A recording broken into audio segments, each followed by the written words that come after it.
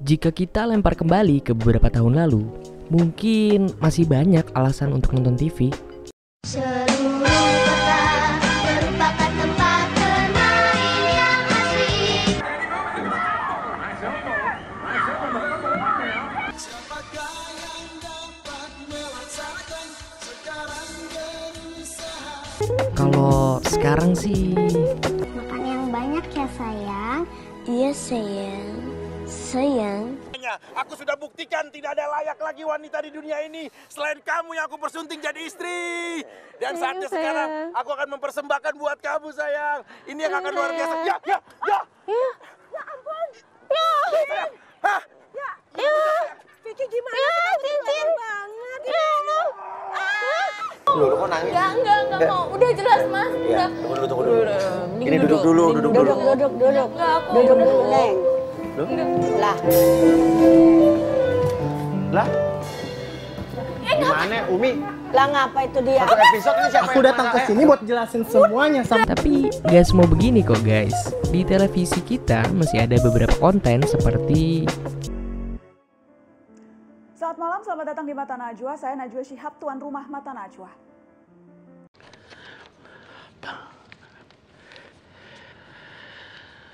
selain kualitas konten yang ya kalian bisa nilai sendiri lah ya, penonton lebih memilih untuk meninggalkan televisi karena adanya sensor-sensor yang dianggap berlebihan.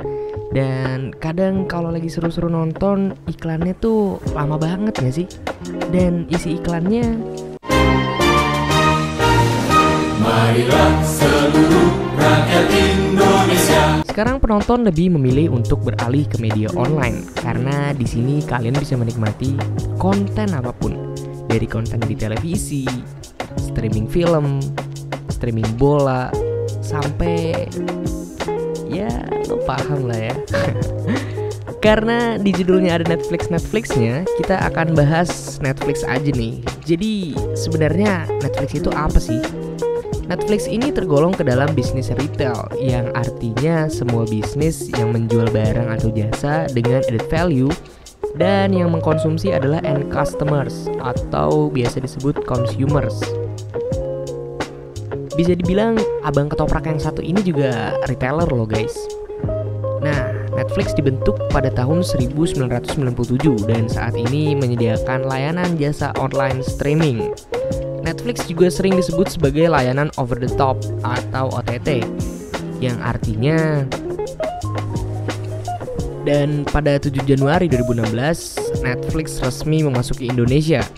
Data menurut Stasia menjelaskan bahwa Netflix memiliki 481.450 pelanggan di Indonesia pada tahun 2019 dengan menawarkan 3 paket subscription, yaitu paket basic seharga 109.000, paket standar seharga 139.000 dan paket premium yang dibanderol seharga 169.000.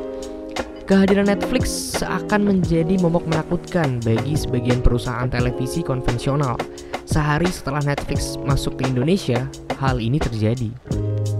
Dan sebagai bentuk tindakan pencegahan, Telkomsel pun memblokir Netflix dari seluruh layanan internetnya pada bulan yang sama, dengan iming-iming bahwa Netflix berbahaya untuk dikonsumsi masyarakat Indonesia karena banyak nilai yang bertentangan dengan Pancasila.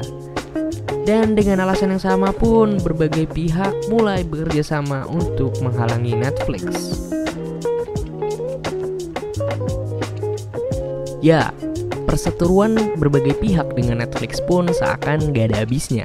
Pada 28 Mei 2020, sebuah gugatan didaftarkan ke Mahkamah Konstitusi atas nama Direktur Utama iNews TV dan Direktur RCTI. Penuntut meminta agar MK mengubah bunyi pasal 1 angka 2 UU Penyiaran yang semula seperti ini menjadi seperti ini. Lagi-lagi dengan alasan grup MNC khawatir konten yang ditampilkan media internet bertentangan dengan UUD 1945 dan Pancasila apabila tidak diatur seperti televisi.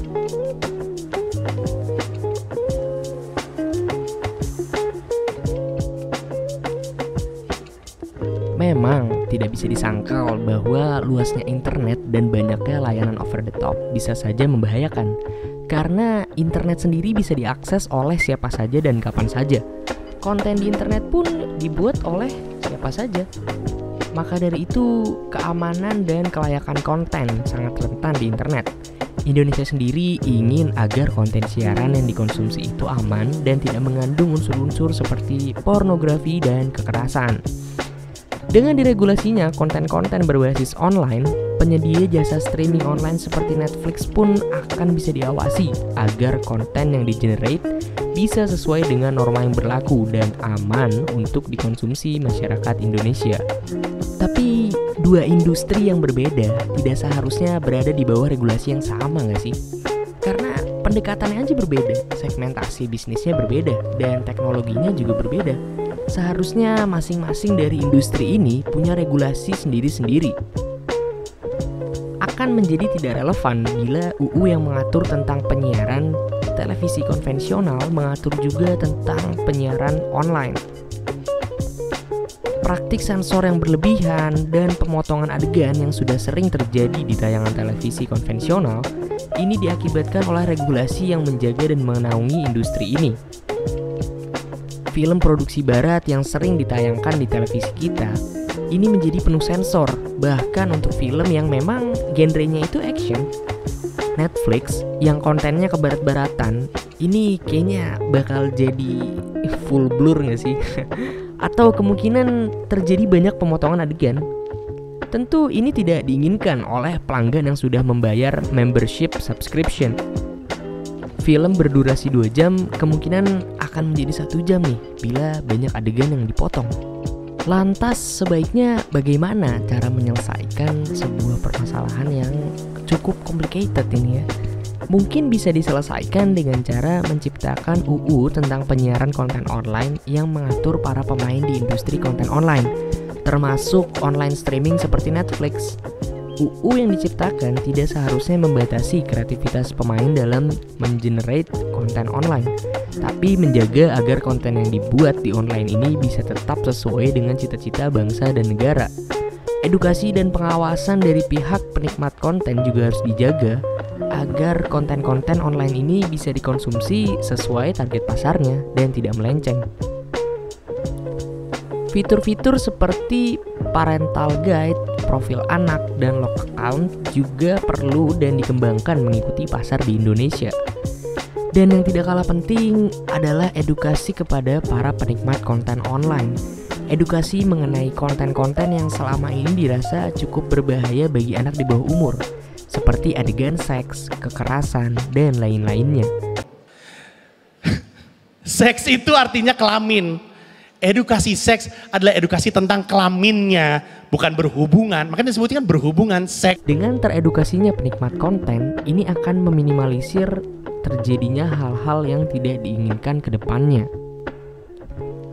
Alangkah amannya industri konten online ini apabila ketiga hal tadi bisa dirumuskan dan diterapkan secara baik.